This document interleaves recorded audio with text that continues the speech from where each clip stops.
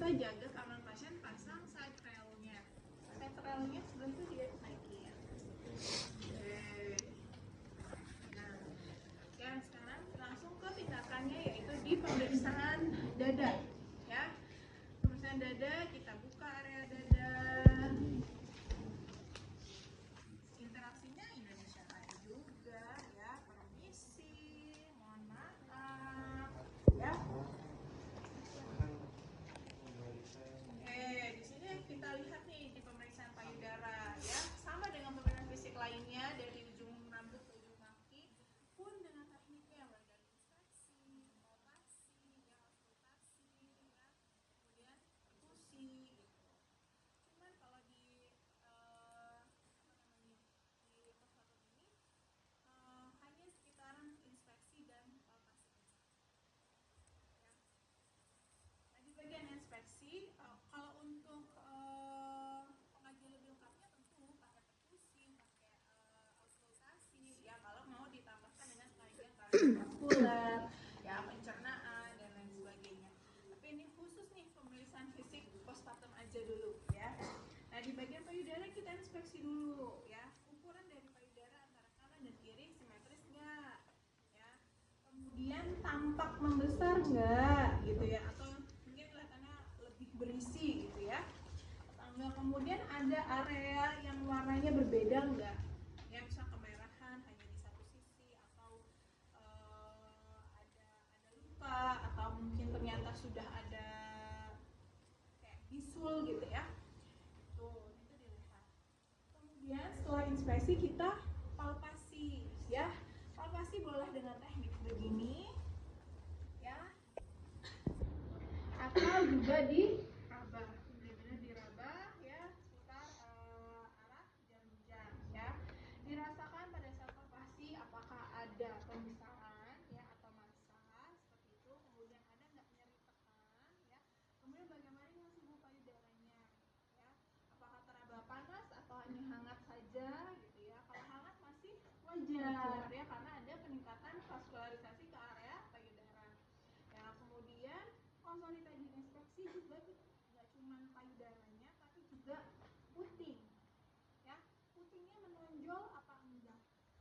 Kemudian warnanya, apakah mengalami kehitaman nggak antara puting dan areola itu. Kemudian sudah terlihat ada pengeluaran atau belum, ya, itu diinspeksi.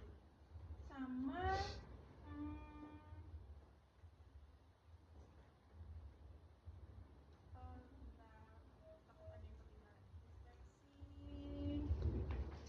apa? Bintik-bintik merah. Kenapa? Karena kulit jeruk.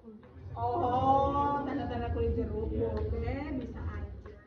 Ya, kalau itu kan mengindikasikan adanya apa tuh kalau ada tanda kulit jeruk? Kemudian tadi lanjut ke palpasi, ya. Ke palpasi tadi sudah dipalpasi, kemudian kita cek pengeluaran asinya. Kalau tadi hanya dilihat saja apakah sudah keluar atau belum. Kalau misalkan belum, kita pastikan lagi dengan palpasi. Caranya yaitu bukan langsung dipencet, gitu ya. Ya, langsung putingnya dipencet gitu, enggak. Yang dipencet tuh bukan putingnya, tapi areola. Jadi tarik dulu ke arah luar, ya. Mulai dari yang areola itu tarik keluar baru ke dalam. Luar dalam. Gitu. Kenapa begitu? Asik keluar dari areola, nggak keluar dari puting.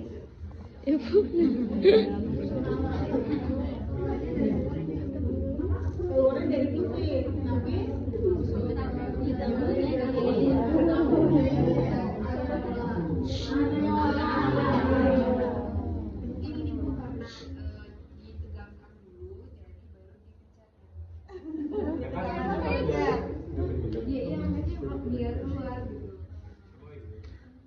Oke, jadi karena ya ductusnya itu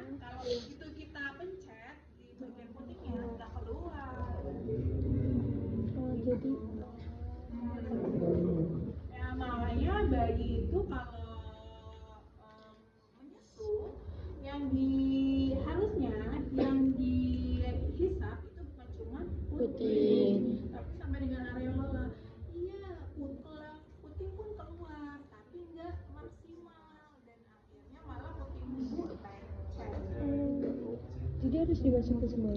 Ya enggak.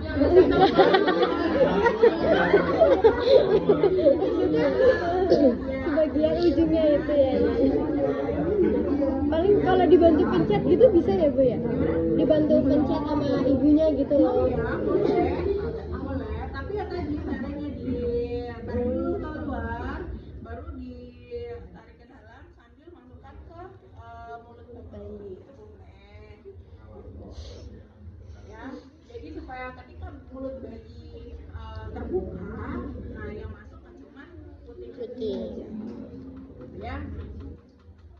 Kemudian itu tadi oh ya payudara ya di payudara. Nah, kalau asinya belum keluar wajar nggak? Wajar. Wajar. Kenapa wajar? Gak semua manusia memproduksi asi dengan baik. Kalau di hari pertama sampai dengan ketiga, kalau lebih dari itu, makanya ada panjangnya dulu, ya, bukan cuma sekedar Ya. wajar atau enggak, ya tergantung, ya. Masih hamil nggak keluar, wajar. Wajar. Ya. Kalau belum keluar diapain? Dibekal. Massage. Kita bisa melakukan massase, baik massase payudara ataupun pijat oksitosin. Tetapi yang paling penting adalah yaitu memotivasi ibu untuk terus menyusui bayinya meskipun asinya belum keluar. Karena stimulus untuk pengeluaran asi itu yang utama adalah dari isapan bayi. Ya. Kenapa?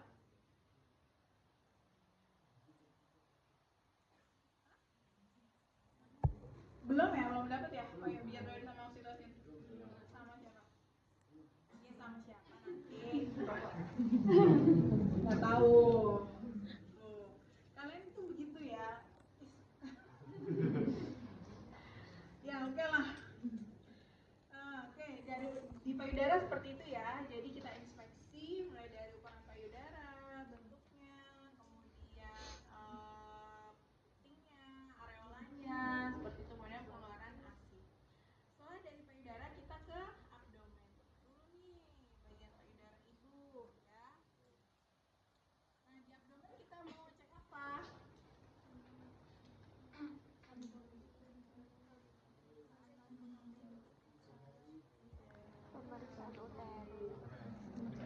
Pengurangan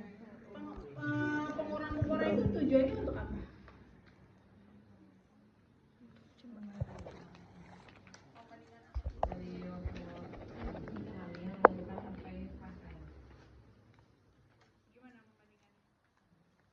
membandingkannya?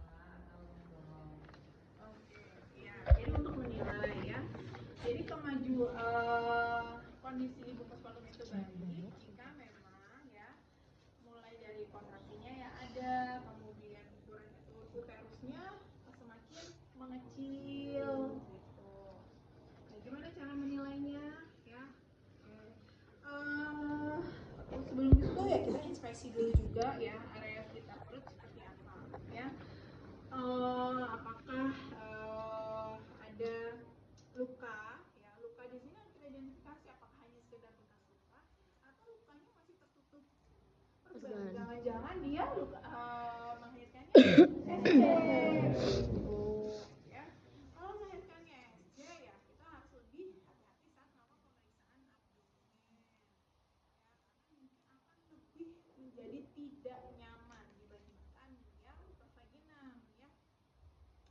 Oke, kemudian kita palpasi. Palpasi yang pertama adalah untuk kita mengetahui apakah ada kontraksi atau enggak. Ya. Sambil boleh kita sambil memfiksasi area sifisis ya, kemudian kita raba nih area abdomen ya, apakah teraba keras atau enggak. Ya, teraba keras atau enggak ini dicek. Kalau teraba keras berarti kontraksinya baik. Ya. Kemudian setelah itu kita cek tinggi fundusnya ya, tinggi fundusnya kita raba juga. Ini hari pertama ya, hari pertama. Oke, kemungkinan itu kalau hari pertama normalnya ada mungkin di sekitar setinggi pusat atau 1 sampai 2 jari di pusat, karena semakin bertambah jamnya gitu ya, itu semakin turun. Normal begitu kalau kontraksinya baik ya. Di sini kita raba ya, patokannya umbilikus aja. Kalau kita mengukur tinggi fundus uterus ibu postpartum, kita ukur bagian kerasnya sampai mana ya, sampai sini. Jadi kita ukur, oh sudah 1 jari di bawah pusat ya. Kemudian setelah kita ukur tinggi fundusnya, kita nilai posisi uterusnya ini ya. Posisi uterusnya ini ada di mana? Oh, ada di tengah. Normalnya ada di tengah atau di sentral. Kalau dia bergeser ke samping, tandanya apa? Iya, bergeseran ya. Kenapa?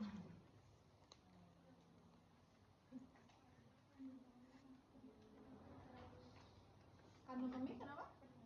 Kandung kemihnya penuh ya. Kalau kandung kemihnya penuh, itu mengganggu kontraksi uterus. Akibatnya bisa menyebabkan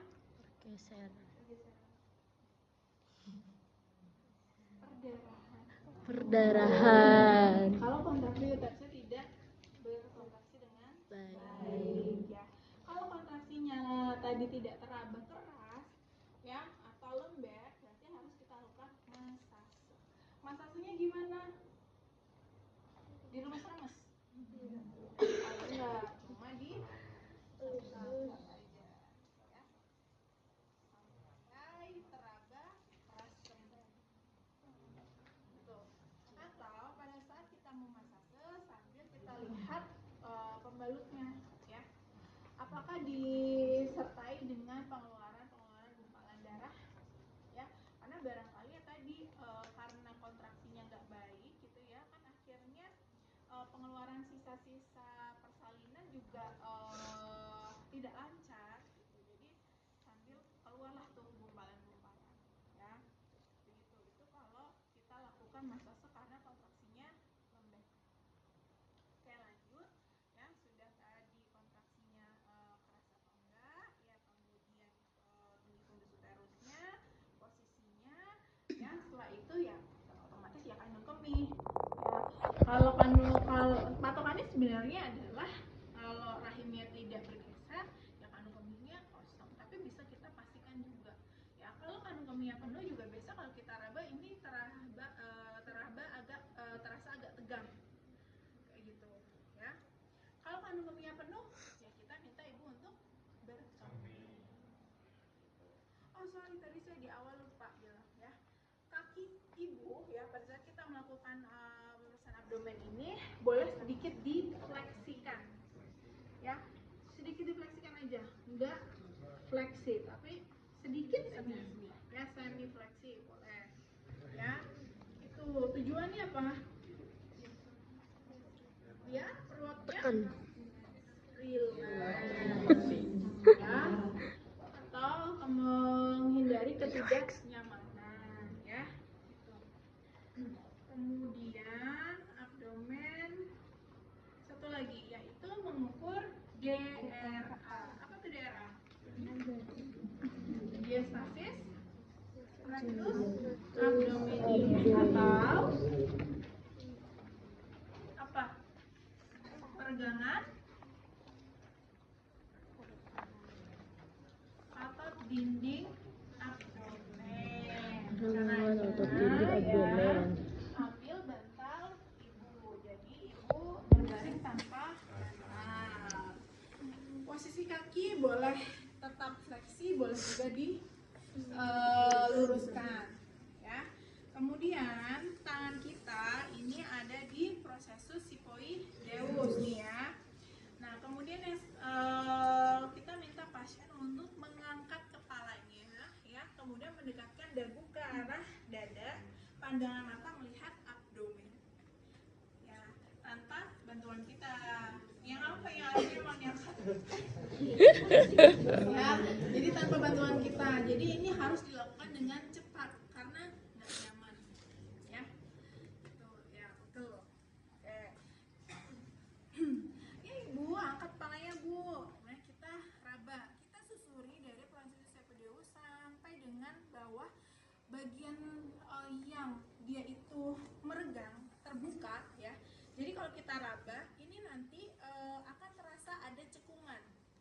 Bisa dilihat di gambarnya.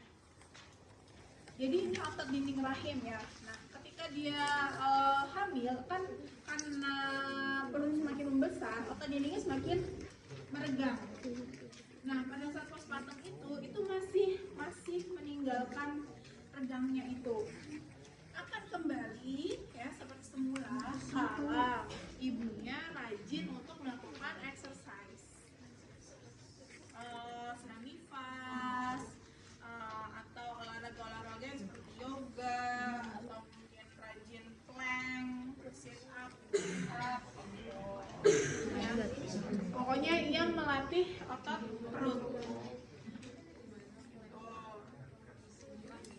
Itu kemudian diukur ya, diukur peregangannya itu seberapa panjang dan seberapa lebar. Seberapa lebar kita nilai dari bagian yang paling lebar. Jadi kalau misalkan ini seperti ini, maka yang dihitung paling lebarnya yang di sini. Ya, yang paling lebarnya itu ada di mana? Gitu. Ya, bisa kita umpamakan dengan lebarnya jari. Berapa jari? Ya, yang masuk dalam cekungan tersebut. Kebayang nggak sih? Kebayang ya. Iya. Makanya harus kita lakukan dengan cepat, bukan lama ya, tapi harus kita lakukan dengan cepat. Raba ya. Nanti akan ke, atau kalian boleh coba deh ke ibunya atau kakaknya yang belum lama melahirkan. Bahkan kalau perempuan tersebut nggak pernah olahraga, kemungkinan masih ada peregangannya. Ya. Dicobain siapa ya dia yang sudah pernah melahirkan. Ya, bisa dibuktikan bagaimana, bisa kalian rasakan gitu ya peregangannya itu seperti apa sih yang dimaksud peregangannya ya. Sudah, kalau sudah kembalikan ke posisi semula ya, kemudian pakaikan bantalnya kembali. Sudah pemeriksaan abdomen, kita lanjut ke vagina atau perineum ya, pemeriksaan perineum ya. Kita miringkan pasien ya, posisi sim. Miringkan ke membelakangi pemeriksa. Ya. Kemudian dibuka celananya ya. Kemudian kita lihat area perineumnya. Apakah ada luka jahitan ya? Ada luka jahitan atau tidak? Kalau misalkan ada, maka kita akan cek tanda-tanda infeksi. Yang apa istilahnya? Katanya udah baca ya. Reda. Ya, reda. R-nya apa? Reda. Red. Kemerahan. Red atau kemerahan. E-nya Bengkak. Edema. Ya. Kemudian lagi Emosi kebiruan atau memar. ya, D-nya Discharge, keluaran cairan. itu bukan dari vagina ya, tapi dari lukanya. Ya, dari lukanya kan kita mau menilai lukanya, apakah ada tanda infeksi atau enggak. Kemudian adalah ya, atau penyatuan luka ya, seperti itu ya. Oke, jika tidak ada tanda-tanda, jika tidak ada luka jahitan ya akibat episiotomi ataupun robekan jalan lahir, maka tidak perlu kita periksa reda. Ingat-ingat ya, reda hanya kita lakukan kalau memang ada luka jahitan pada perineum. Tuh. Ya, setelah itu kita cek apakah ada hemoroid atau enggak ya. Baru kita beralih ke lochea. Ya. Boleh ini dikembalikan dulu.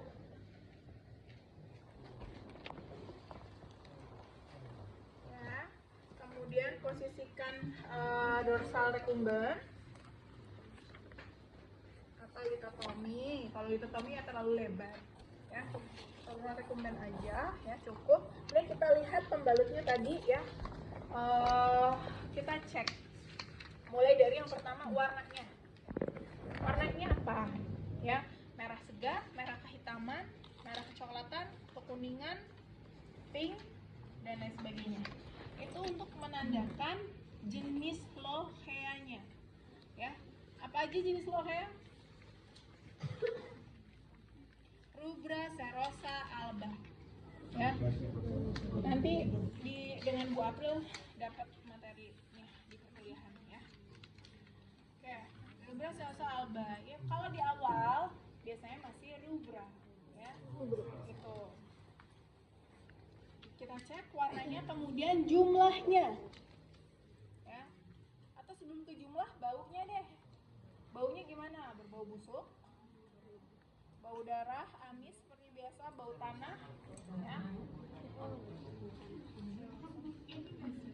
Gimana ya? Kalian mencium darah mens kalian bau apa? Air. Bau amis gitu ya. Gak usah dibayangin. Bayangin. Nanti kalian bayangin, kalian gak nafsu makan ya.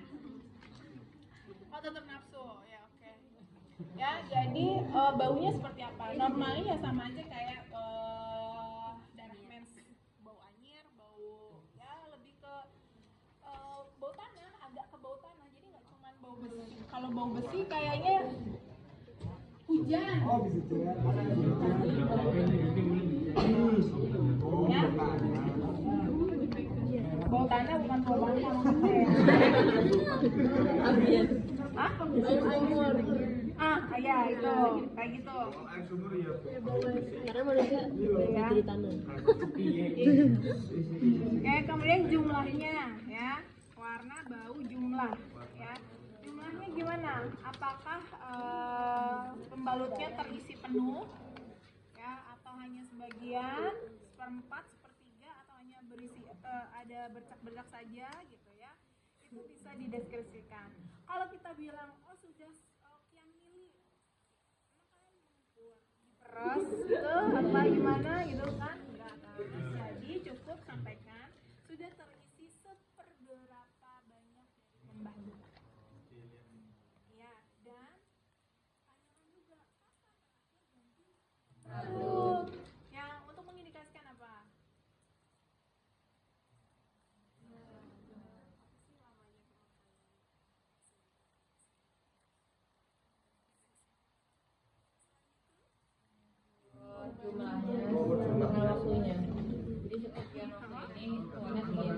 Oke, itu untuk mengindikasikan adanya perdarahan. Kebayang nggak? Misal nih, ternyata kita periksa pembalutnya tahu-tahu kok sudah penuh. Kita tanya, Bu, gantinya apa? Kemarin sore 30 menit yang lalu, Sus. Berarti kan harus curiga dong, ini perdarahan. Ya, jadi kalau kurang dari 1 jam aja itu pembalut sudah terisi penuh, berarti ada indikasi pasien mengalami perdarahan. Jadi jangan lupa tanya kapan terakhir ganti pembalut, selain ya tadi karena masalah kebersihan ya. Itu. Karena itu juga bisa menjadi indikasi bahwa kita harus melakukan vulva Izin. Kenapa pasiennya kok dari kemarin kok nggak mau belum ganti pembalut gitu ya. Oke, kemudian apa tadi, warna, bau, jumlah, konsistensi ya, apakah ada disertai gumpalan ya atau hanya ya semua sudah merah aja meresap di pembalut tersebut ya. Kalau ada gumpalan, gumpalannya sebesar apa ya? Kalau sampai ada sebesar genggaman tangan itu juga mengindikasikan adanya perdarahan ya. Oh iya Kayak ati. Iya gimana ya, kayak ati Ayam. Ya, Ati gel. Ati ayam. Tipe-tipe gitu tuh keluar gitu terus dalam bentuk gumpalan seperti itu. Iya, dalam bentuk gumpalan. Kita menstruasi aja keluar gumpalan terkadang ya, tapi kan biasanya hanya stol aja Kecil. ya. Yang ini namanya gumpalan ya. Karena minum es. Mahasiswa perawat bukan? Bukan. Kok masih ngomong minum es menyebabkan apa? Padahal merelaksasikan. Oke, kemudian konsistensi setelah itu apa? Udah ya? Udah. Sudah. Oke. Ya, jadi warna, bau, Jumlah, konsistensi. Ya. Sudah, kalau sudah, kemudian kita lakukan pulsa Hygiene. ya, kita lakukan pulsa hygiene. Ya, itu kita pasang 14 dulu. Ini pelaknya harusnya ada itu nih, stick lakernya ya. Ada.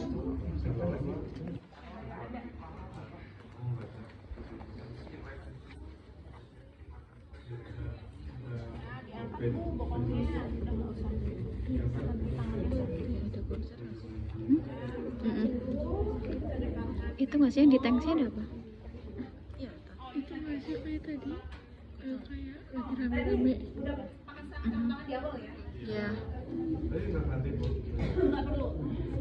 Prinsipnya hygiene di sini bersih, nggak kayak di pemasangan Kateter.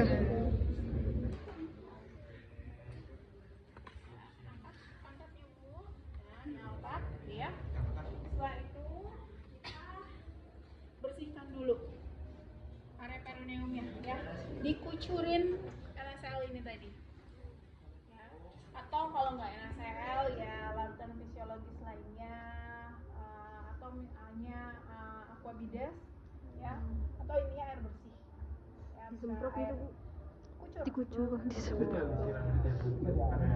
Iya, dilihat aja yang ada bercak darahnya kadang-kadang nggak cuma di area perineum aja, tapi mungkin ada ke paha gitu ya.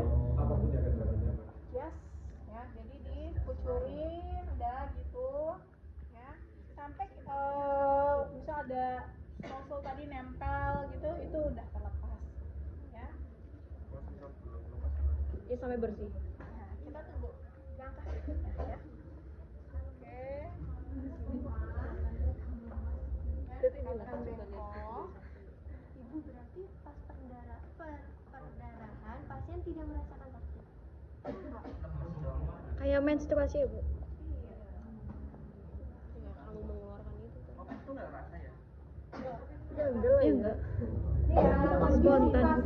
ambil kapas cuma 5 ya, cuma 5 buah aja Maksimal. ya, minimal. Kita ambil minimal dulu, terus dikasih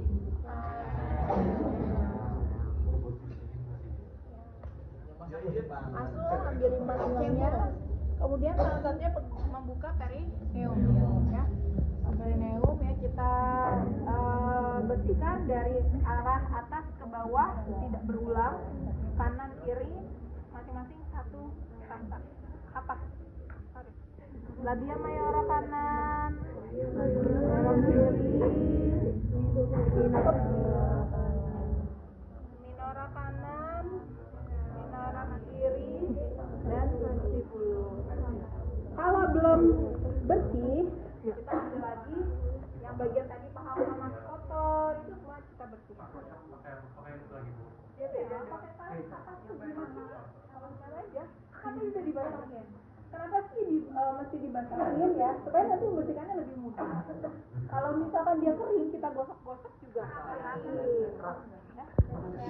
Gitu ya. Jadi kalau sudah bersih, kita rapihkan lagi. Kemudian pakaikan pembalut celah dalam ya. Sudah. Setelah itu kita rapihkan.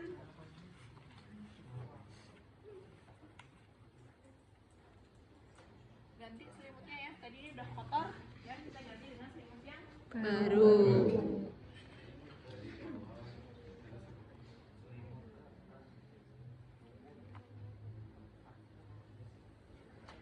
Uangnya Habis laundry. langsung dilepas sarung tangannya. iya. Dilepas. Dilepas. Baru mengganti selimut. Iya, tadi saya lupa bilang.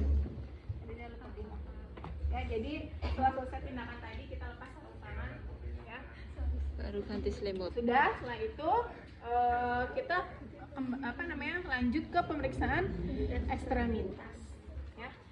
Di pemeriksaan ekstremitas kita inspeksi apakah kakinya nih bengkak apa enggak, edem apa enggak ya. Kalau edem kita coba lakukan penekanan ya, apakah muncul piting edem atau enggak, atau ternyata kita ngiranya ini bengkak padahal itu cuma gemuk aja. Makanya dicek piting edemnya ya. Piting edem itu apa? Yang ditekan kembalinya lagi nanti lebih Lama. nah ya itu tuh pastikan dia bengkak atau gemuk tuh ya. Kemudian ada nggak varises ya, varises pada kaki ya. Setelah itu kita raba ya, teraba hangat atau enggak ya. Kemudian kita lakukan pemeriksaan Homensign, yaitu untuk mengetahui adanya tanda-tanda tromboplebitis ya, sumbatan pada pembuluh darah ya. Yaitu tangan yang kiri bisa memegang lutut ya. Kemudian yang satunya ada di telapak kaki ibu, kemudian telapak kakinya didorong ke arah dorsokranial. Ya, nggak perlu diangkat, nggak, tapi cukup ditarik bawah aja kemudian didorong. Sakit nggak? Kalau sakit berarti ada tanda tromboplebitis kanan dan kiri ya. Kemudian yang terakhir kita cek refleks tendon. Hammer ada ya? Nggak ada itu. Oh, jadi kurang satu hammer ya. Hammer kita ketukan di bagian tendon ya, tendon ini ya.